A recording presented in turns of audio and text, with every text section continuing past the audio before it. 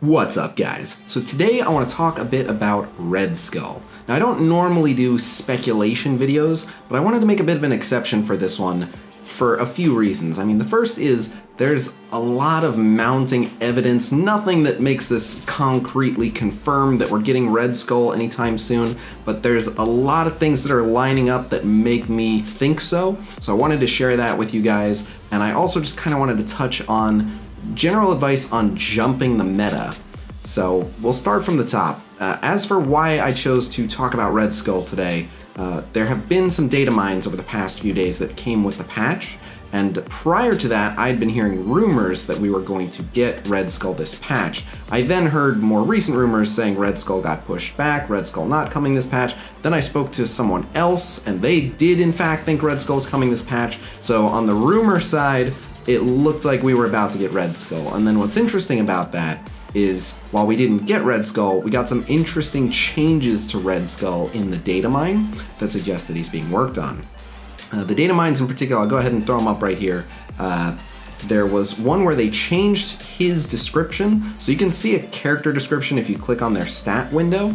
And Red Skull's got changed to say, Hatred Incarnate. Red Skull uses his cunning and ruthless efficiency to lead Hydra to victory in war. And that's interesting for a few reasons. They've capitalized war, which means they're referring to the Alliance War game mode.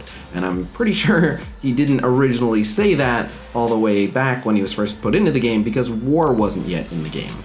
And if you want to see somewhere else that you can see a character description like this, take a look at Namor's.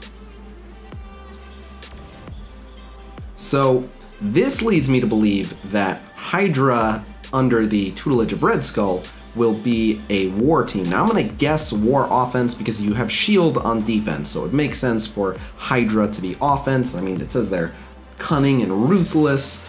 You don't normally describe defense as cunning and ruthless, so just a lot of things point to them being a war offense team. Now there's no way to know how good they'll be or when we'll get them. Now you can also see there was a change to Hydra Scientist description, which means that Hydra is being worked on, and then they put this in. Now this, again, does not necessarily indicate that this is how the character is going to be released, but they put Hail Hydra Blitz, and that's to face off against other players in a blitz for Red Skull. They have the Hail Hydra Orb. Now, again, the existence of that orb and that blitz is pretty standard. When they put pretty much any character in the game that isn't a legendary, they usually program in a blitz. So a perfect example is, we know Crystal is a character event campaign release, not a blitz, but Crystal did get programmed in with orbs and with a blitz, so that if 6 months from now or a year from now they want to do a Crystal blitz, they already made all the art and everything else that had to be programmed in so that if they want to turn that blitz on, they can. So again, this does not mean Red Skull blitz release, but it means that if they ever want to release Red Skull as a blitz, they can, which says to me that he's probably not going to be a legendary, which makes a lot of sense because we just got a new legendary in Black Bolt, so it's too early to have another legendary, and I think they want to get Red Skull to us pretty soon. Now, as for what this could mean for a Hydra rework, so everyone is kind of anticipating a Hydra rework if and when we get Red Skull for a couple reasons. One, if you make Red Skull really awesome, you have to obviously give him synergy with Hydra, but if there's no Hydra rework, then you have an awesome character with great synergy with a bunch of really, really terrible characters. So not a lot of fun to use a good character surrounded by a bunch of awful ones. So that's the first reason. And then for the longest time, people had been assuming that Red Skull would be a legendary. Again, at this point, I don't think he will be, but a lot of people have been assuming Red Skull would be a legendary, and they made a fuss about how good characters would need to be required for a legendary event. Back when they required Kree for the Nick Fury legendary, Foxnix basically said, sorry we made you power up a bunch of terrible Kree, which they later reworked, but back then they were awful. And they basically said, we will not require you to use just all terrible characters for a legendary event ever again. So everyone pretty much took that at the time to mean, all right, well, if we assume Red Skull's a legendary, he will probably require Hydra because back then the requirements made sense for stuff. And then everyone took that to mean, all right, so Hydra will get reworked like the Kree, and we won't have to use the terrible Hydra to get Red Skull. So again, at this point, it doesn't look like he's gonna be a legendary release, but the fact that, for example, they changed the description for Hydra Scientist, I just keep looking over referencing the data mine, the fact that they made some changes to Hydra Scientist and the fact that they've made some tweaks to Red Skull leads me to believe that we are getting Red Skull and a Hydra rework sometime soon. And I gotta say, as much as I want Red Skull and as much as we badly need a Hydra rework, I'm glad that they didn't do it this patch, because we got so many characters, and the character release cadence this patch has been insane. I think if Karnak releases in the next week, we'll have had like 4 characters in the last like 16 days or something ridiculous. It's to the point where with all my wailing, I'm not even keeping up, which means pretty much nobody is keeping up.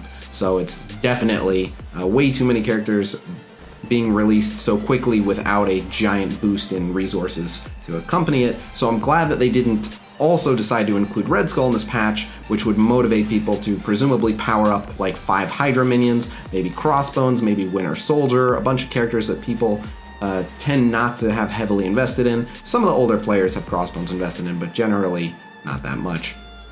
So that's about what we know about Red Skull, but yeah, I think he's on the horizon, and it lines up with the rumors, it lines up with changes to the data mine, and it makes sense that they would just postpone him to not overwhelm us more than they already are. So the next thing I wanted to touch on is something called jumping the meta. So I have no idea if we get Red Skull, if we get a Hydra rework, I have no idea how good these characters would be, but this is something to think about if you see an opportunity like this to jump the meta. This is a really important piece of advice that I want to get across to all the free-to-play players, and that is, it is a good idea to try to jump the meta. And what I mean by that is basically just start hoarding all resources, saving up tons of cores, saving up tons of advanced basic catalysts, save up tons of gear, save up pretty much everything, and be ready, save up a bunch of T4 abilities, even though you have plenty of things that you could invest your gold. Oh yeah, save up tons of gold, obviously. Even if you have plenty of things right now today that you could totally invest those resources in, if you just hoard and hoard and hoard, although you will fall a bit behind slowly but surely, if you pick the right moment to spring on a meta team that is coming up, and then you're ready to drop a ton of gold and a ton of gear and a ton of T4 abilities and all that into that team right away, then that could spring you ahead of people, and you might make up what you lost by being behind the meta, and then you might also be able to use that momentum to continue getting ahead, so to speak. So again, it doesn't really make sense to, basically it's a gamble. If you were to do that today, if you decided, all right, it looks like Hydra's getting a rework, that's it, I'm going all in on Hydra, there's no way to know how good this team would be, especially with Red Skull not being a legendary. They probably wouldn't be the top team in the game. But if I had to guess, it looks like they'll be one of the top Alliance War offense teams. Now, how important having that is to you, I'm not sure, but if, for example, an entire alliance made the commitment, we're just all gonna spring for this team, and they end up being just a really, really good Alliance War offense team, and everyone is able to save up and get them, then right off the bat, you guys will have a big Alliance War offense advantage, and you'll be able to win a bunch of wars that you would not have been able to win because you all have that team ready to go. So, for example, I knew a few people who did that for the AIM team when AIM finally got reworked, and it worked out really well for them. Even though AIM are not the #1 team, they're a very, very, very strong team, and those people with the big AIM teams were able to beat most of the Asgardian teams until people finally got their Asgardians all the way leveled up, and even then, depending on power discrepancy and red stars, some of the AIM teams are still taking out Asgardian teams. So there's a lot of value in picking your spot to jump the meta. So again, I don't want to say here, definitely be prepared to go all in on Hydra. This is the game changer we've all been waiting for. I don't think it will be, but I do assume that if they're gonna, you know, introduce a new character and a big rework, that the team will probably be pretty good. And if you're looking for a war offense team, it's an opportunity to do this. So again, while it's not a guarantee that this is gonna happen, it lines up with a lot of things that I've been seeing and hearing. So yeah, I just wanted to share that with you guys, some food for thought. It seems to me that Red Skull is just around the corner, but yeah, let me know in the comments, how hyped are you guys for Red Skull? I've been waiting for Red Skull for what feels like an eternity, and yeah, I think he would fit in perfectly as an Alliance War offense powerhouse, so I hope that that is what we're expecting. Plus, I would love to see some reworks for not only those Hydra minions, but also characters who badly need the love, like Crossbones and Winter Soldier. So yeah, let me know what you guys think in the comments below. Alright, and lastly, I just want to announce the winners from the 12 Days of YouTube giveaways. Now, I rolled these winners a little while back, and I announced them a few times on stream, but obviously this was a YouTube contest, so I want to make sure I announce the winners on YouTube. So, starting us off with number 1, I said, tell me how much of a whale I am. Congratulations, Apocalyptic Gaming, who won by writing Khasino single-handedly sponsored the janitor at Foxnext's salary through in-game offers. And that is probably true. Up next, congratulations, Ascending Phoenix. I said, tell me how bad my luck is, and Ascending Phoenix wrote, Khasino's luck is so bad, he'll pull his first 7 red a day before the game shuts down. If I'm lucky. But again, congratulations, Ascending Phoenix.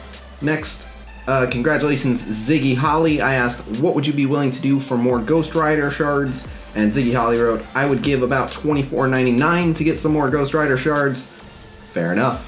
So congratulations, Ziggy Holly. Next up, congratulations, Jeff. I apologize if I butcher your last name. I'm gonna go with O-Striker. Again, sorry if I got that wrong. I asked which Star Wars movie was your favorite, and Jeff said A New Hope is my favorite. Interesting, the one that started it all. Congratulations, Jeff.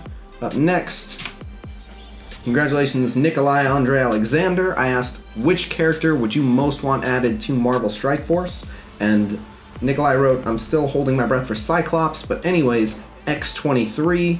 The X-23 Wolverine would be amazing, so we can finally get a great Wolverine character with X-Men synergy. Ideally, she'd be way faster than Logan, have a higher healing regen mechanic, and deal bleeds on basic.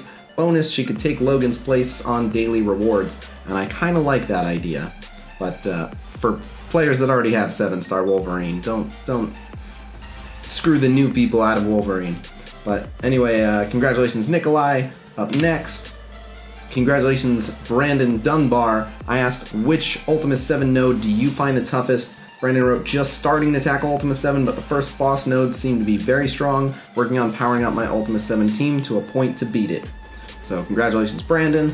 Up next, congratulations, Roland000. I asked, how do you feel about Black Bolt's release? And Roland000 wrote, oh, you didn't buy Hella's offer when she was released? That's too bad, we're not helping you out. Now go ahead and buy about $300 in cores and spend them all on Wrath of the Gods orbs, all for a chance to receive any Hella shards with 4 other characters included.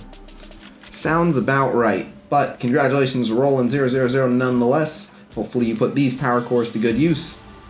Also, congratulations to Brandon Dunbar again. Congratulations, Brandon Dunbar, on your 2nd win during the 12 days of YouTube. It's a freak occurrence, but I never said someone couldn't win twice, so congratulations on winning twice. I asked, which X-Force member do you most want added? And Brandon wrote, yeah, Domino seems to have the most potential to an interesting and unique kit. So congratulations not only on the $10 worth of power cores, but also on this video I said I was giving away the art book. So congratulations on winning the Marvel Strike Force Art of the Game book on this one, in addition to winning power cores on the previous video. This was a very lucky 12 days for you, but congratulations, Brandon. Up next, congratulations, Argantes. I asked, who do you use on your hero brawler team? Argantes wrote, focusing at the main teams like Defenders, Guardians, etc. But as I get more and more homeless characters, I'm about to start a hero brawler team soonish. Fair enough. Congratulations, Argantes. Hopefully these power cores will help you get a hero brawler team up and running.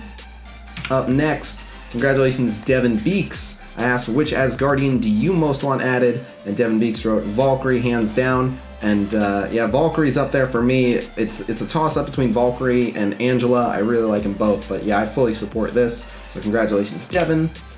Next up, congratulations, Alan Camp. I asked, which Marauder would you most want added? And Alan Camp wrote, I'd like to see Moon Knight, although it would be quite a stretch to see his as a Marauder, I think. I mean, as far as I know, Moon Knight was never really a Marauder, but you were answering the question, so I wasn't going to disqualify you over that, so congratulations, Alan. And finally, I asked, give me a reason to buy Red Stars. Congratulations, Curtis Jones Jr., who wrote, buy Red Stars if you want to put your money on fire. and I couldn't agree more. You might as well set your money on fire. So congratulations, Curtis, and congratulations to all of the 12 Days of YouTube Power Core winners. A few of them heard their names called during the live stream and have already been paid out. If you have not, make sure to PM me on Discord. My Discord ID is Khasino, and then it asks for a code at the end, which is the hashtag 2011. Yeah, PM me on Discord with proof of YouTube account ownership, and I will get you paid out right away. Congratulations to all the winners, and thank you guys for taking part in the 12 Days of YouTube. That is all for now, but I will have some very exciting, possibly very controversial content coming up for you guys real soon. Until then,